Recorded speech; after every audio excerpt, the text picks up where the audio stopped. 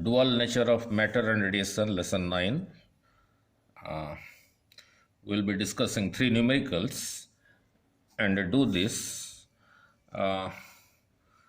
in continuation with the lesson 8, that is the previous one, in which I discussed 7 numericals. Now, so let us begin with the first one. An electron is moving with initial velocity v is equal to v naught I cap. Means I cap is a unit vector on the x-axis. So the electron is moving along x-axis and is in a magnetic field. The electron is moving in a magnetic field. B is equal to B naught J cap. The magnetic field B is equal to some value of B naught J cap, means it is along a y-axis. Then its de Broglie wavelength remains constant, increases with time, decreases with time, increases and decreases with time. Let us see out of the 4 choices which one is correct. Now, given velocity of electron v is equal to v naught I cap, that is along x-axis, b is equal to b naught j cap along y-axis, means velocity is this way, the magnetic field is this way. So the angle between them is 90 degree. So your velocity is perpendicular to the magnetic field. And we have learnt in magnetic effects of current, motion of charged particle in magnetic fields, when V and B are perpendicular, it was moving in a circular path because the force was equal to Q times V cross B. And when theta was 90, F was equal to QVB. Sin 90 is 1, so QVB, the direction of this F was given by the direction of V cross B, and it was moving in a circular path. And to move in a circular path, it was mv square by r. So 1v cancels, your r was equal to mv by qb. That is what we learned in magnetic effects of current. The same principle will apply here. So it moves in a circular path at a constant speed. The direction of the speed changes, that is the velocity changes, but the magnitude of the velocity, that is speed, is constant. Now, since speed is constant, the momentum, mass into velocity, is constant in magnitude. Now, as we know from magnetic effects of current, F was equal to Q times V cross B. Charged particle Q moving with a velocity V in a magnetic field. This was the expression for force. Here the charged particle is the electron, which is negative. For Q I write minus E, where E is the charge of the electron. For V I write V naught I cap. For B, which is given as B naught J cap, the cross product of these two vectors. So minus E minus me, magnitude of this, and I cross J, we know it is K, so K cap. So minus E V naught B naught K cap. So the force is along Z axis, means the force is perpendicular to the velocity and the field. Now, if there is a velocity to this side and the force is also to the same side, means the velocity will increase due to acceleration. F is equal to A is equal to F over M. If the velocity is to this side and the force is to this side, then due to acceleration, this velocity will decrease due to negative acceleration. But in this case, the velocity is this way, the field is this way, magnetic field is this way, and the force is along Z axis perpendicularly upward. So it will move in a circular path. But the magnitude of this will not change. The force will only change the direction. So since F is perpendicular to V and B, so magnitude of V does not change. Right? And we know de Broglie wavelength lambda is h by p. H is Planck's constant, p is momentum. M constant, this is the magnitude of momentum, m into v. So this is constant. So constant by constant is a constant. So the de Broglie wavelength does not change, it remains constant. Now then go back to the second one. The previous video got longer, so I had to cut short. So to make it shorter, so I am now covering those three extra numericals which I was supposed to cover in the previous lesson.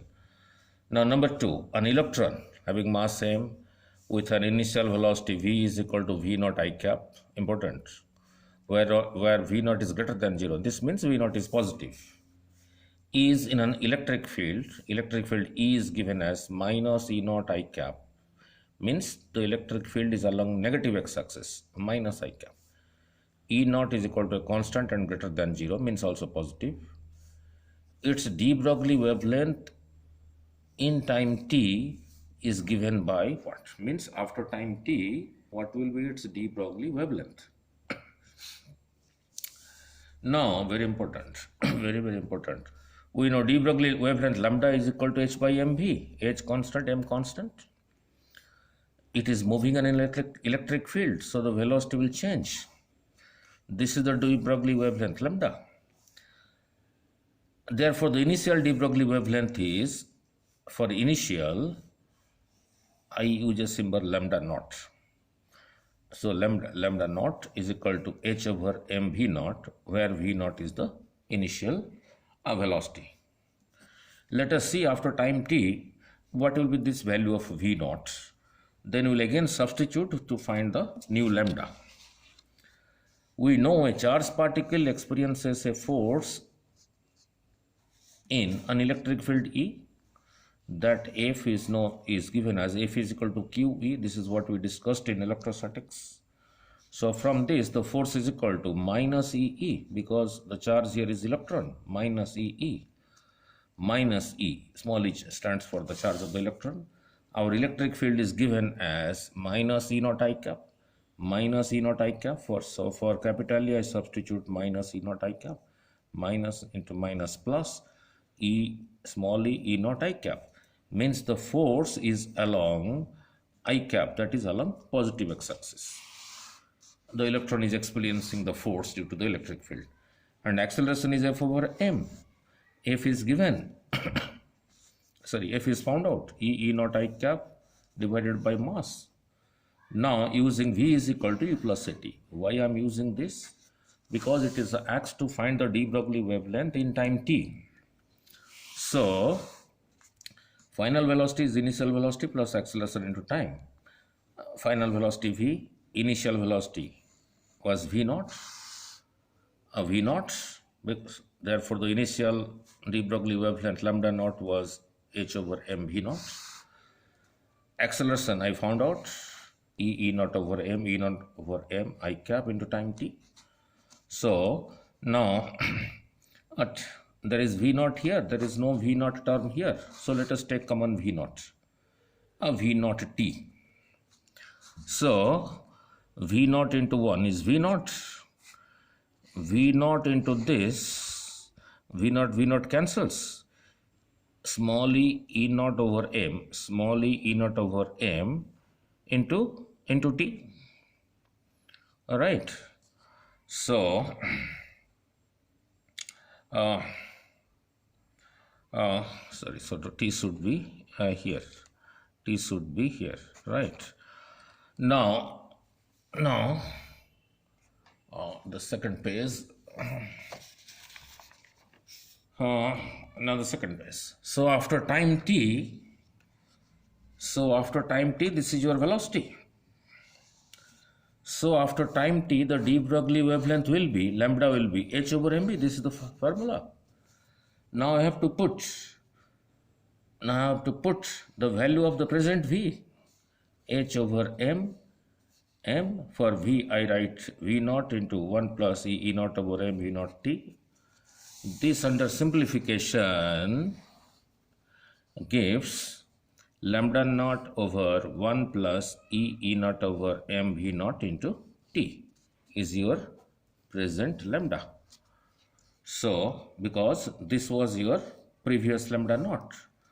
So the present de Broglie wavelength after time t, when the electron is moving in an electric field, is the previous de Broglie wavelength divided by 1 plus e naught over m v naught into t. Right.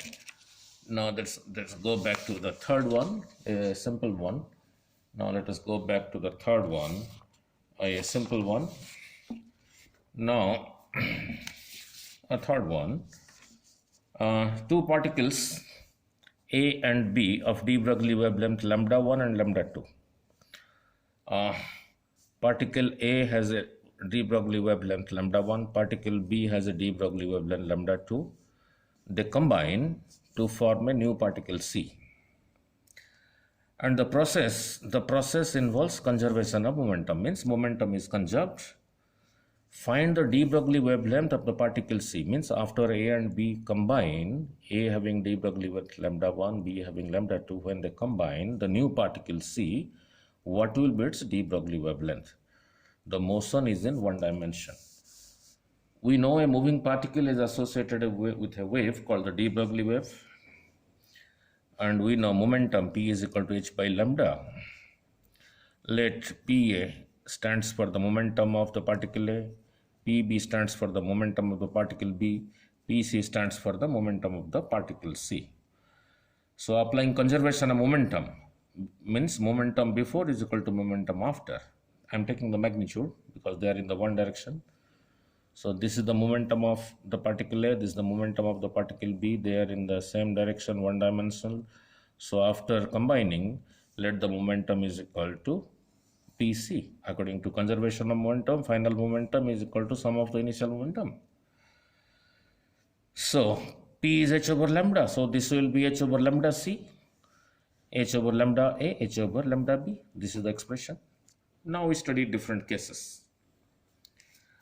Now case 1, if PA is greater than 0 means momentum of particle A is positive, PB is greater than 0 means momentum of particle B is positive, means both are positive. So then from equation 2, h over lambda C, I take h common, 1 over lambda I plus 1 by lambda B, taking h common, taking LCM, lambda I plus lambda B over lambda I, lambda B. Now h cancels, so cross multiplying, lambda C is lambda A lambda B over lambda A plus lambda B, right? Now the second case, if PA is less than 0, that is negative, and PB is less than 0, both are negative. So put a negative sign here, put a negative sign here, negative sign here, negative sign here, just do it. H cancels. Cross multiply, your lambda C comes out to be minus lambda A lambda B over lambda A plus lambda B. This is a negative quantity. And this is a wavelength. Wavelength cannot be negative. So this case is not possible. That case 2 is not possible. Now come back to case 3. If momentum of the particle A is greater than 0, that is positive, and momentum of the particle B is less than 0, that is negative. Means PA is positive, PV is negative. Use the same expression. H by lambda C is equal to H by lambda A. Now this one is negative, so minus H by lambda B. Now take LCM, your H cancels, cross multiply, lambda C comes out to be lambda A lambda B over lambda B minus lambda A. If this is positive, this is negative. Similarly, the last one, if PA is less than 0, that is negative, PB is greater than, that is positive, use the same expression, to H by lambda C is equal to H by lambda A plus H by lambda B.